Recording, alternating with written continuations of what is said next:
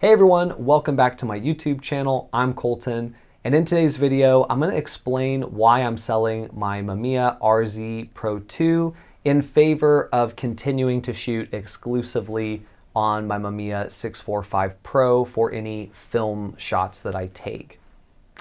Now, this could be a little bit controversial because these are both two very beloved cameras, and oftentimes they are viewed less, well, I guess maybe as siblings, a younger and older sibling, but also a quality difference. The 645 is often portrayed as the entry level into medium format, and the 6.7 is sort of the pros camera. I think there's some truth to that. I think that might also be a little bit of an oversimplification, but if you've been a fan of this channel for a while, you know that the 645 Pro is one of my favorite cameras of all time.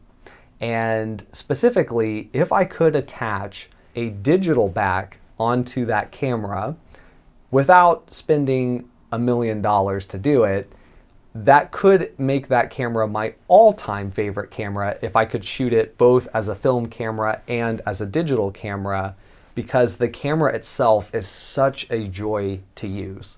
Now, unfortunately, that's not the case for me. I don't have a digital back for it, so it is strictly a film camera, but it is still my all-time favorite film camera. And so with that in mind, recently I saw an RZ67 Pro II for a really, really good price, and I decided I wasn't going to pass it up. And I bought the camera. I made an unboxing video early in this channel, and I talked about how these two cameras were going to complement one another. And there would be some times where I would use the 645, and there would be some times where I would use the 6.7, and it would make sense. Well, I can report that so far that has not been the case. Anytime I want to shoot film, I always reach for the 645. Even when I go into the portrait studio, I'm still grabbing the 645. That is literally the best time to grab the 6.7. But I haven't really found the same love for the RZ67 when I've shot with it as I have for the 645.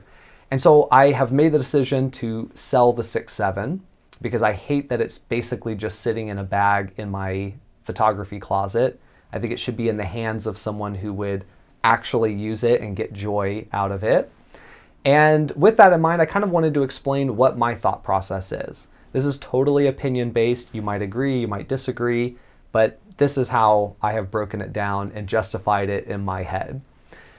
So there's a few points as to why the 645 is my camera of choice. The first one is probably the most simple, and also maybe the most specific to me and what I'm choosing to shoot. And that is the super accessible mirror flip-up switch. On the 645, I have the ability, with the flip of a finger or a wrist, whatever, I can easily flip the switch and the mirror pops up. Then I'm primed for any sort of long exposure I want to take. And if you're following me on Instagram, you know that I shoot a lot of long exposures of carnivals, and that is a series I'm currently working on.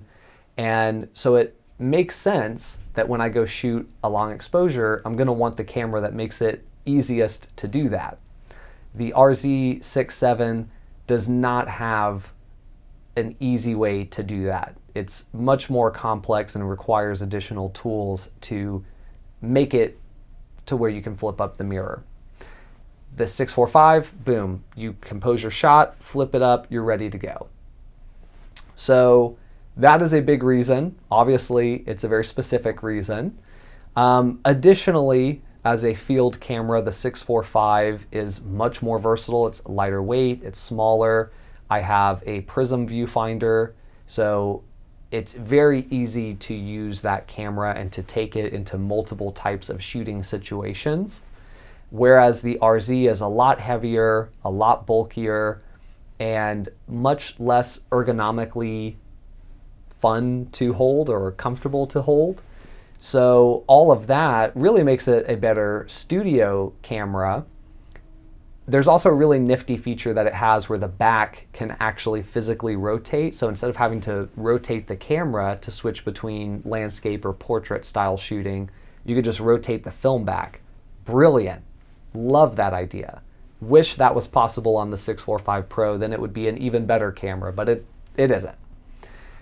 Even with that in mind though, it just isn't a camera that I often bring into the studio for portraits. And I think part of the reason for that is also a economical reason.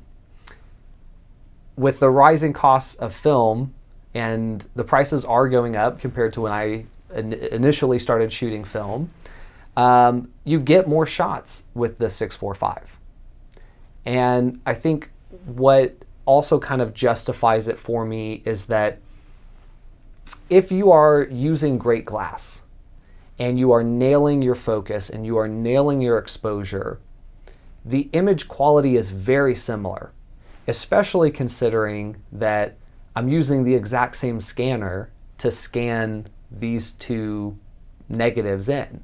So yeah, the RZ is going to have a overall better quality because it's going to have a more medium format like look. It's going to have a difference in the size and amount of grain per negative.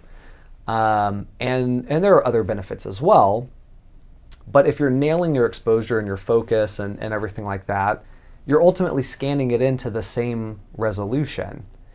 And so the difference is not as big as if you look at a medium format versus a 35 millimeter scan.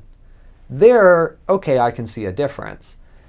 And I can still see a little bit of a difference with the 645 versus 6.7, but not so much that it makes much of a difference to me. The 645 negatives scanned in on the high-end scanner that my film lab uses come out beautifully. I really can't ask for better negatives. So I might as well get more shots per roll and a more comfortable and pleasing experience using the camera. So that's really what it boils down to. Again, it's personal preference, but I think it doesn't make a lot of sense for me to have two cameras that kind of shoot the same thing, but one of them I like using more than the other. If they were like radically different cameras or if they shot different formats, then it would make sense. But I have a hard time differentiating the end result from one another, but then the actual use of the camera, one of them is far more enjoyable to use than the other, in my personal opinion. I'll again clarify that. So I've decided, since I am constantly using the 645 and very rarely using the 6.7, that I will sell the 6.7 and just continue to use the 645. Now, with all that said, I would love to know your opinion in the comments. It's not going to change that I'm selling the camera, unless maybe your opinion is really, really good. But I would love to hear your perspective, because oftentimes people will share with me their own opinion, and it will make me think about things in a way that I hadn't previously thought of them. Or someone will call out a specific feature or specific use case that I hadn't considered that makes a really good point. And so you all often provide great insight and a great diversity of opinion. So I would love to hear what those are.